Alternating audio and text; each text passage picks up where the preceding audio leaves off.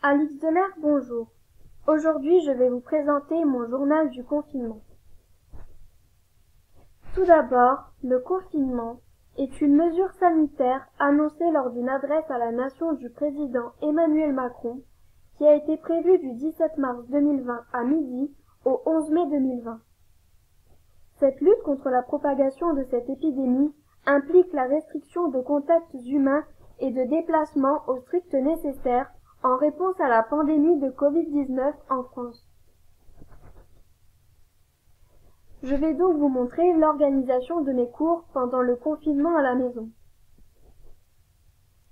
Donc tout d'abord, j'ai un emploi du temps qui me permet de visualiser et de savoir quand est-ce que j'ai cours, le jour, l'heure et la matière durant toute la semaine.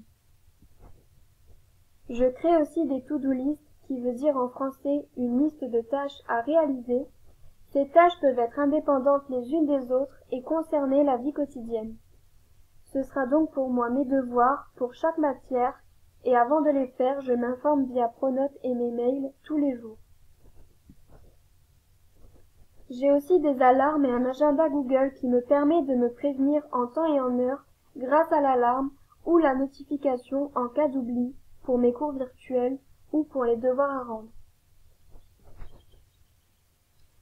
Je range aussi mes documents et adresses internet qui me permet d'accéder directement aux documents dont j'ai besoin et aussi à mes cours virtuels. Je vais aussi vous montrer mon mode de travail à la maison. Tout d'abord, je range mon espace de travail, donc ma chambre, afin de me sentir mieux et plus à l'aise, puis je peux enfin commencer à travailler. Prendre l'air. Il ne faut pas oublier qu'on peut parfois aussi prendre l'air et profiter du soleil tant qu'il y en a.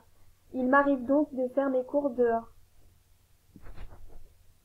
En STSS, j'ai donc appris ce qu'étaient les droits sociaux et comment l'État donne sa protection face à eux, ainsi que les différentes techniques et les multiples risques sociaux dont beaucoup de personnes y sont confrontées. Et je réalise que même pendant le confinement, certaines personnes sont aussi confrontées à de nombreuses situations précaires, comme le manque tout simplement d'un logement, ne peuvent donc pas être confinées et encore moins se procurer de quelconque protection contre le coronavirus. Merci de votre écoute et protégez-vous.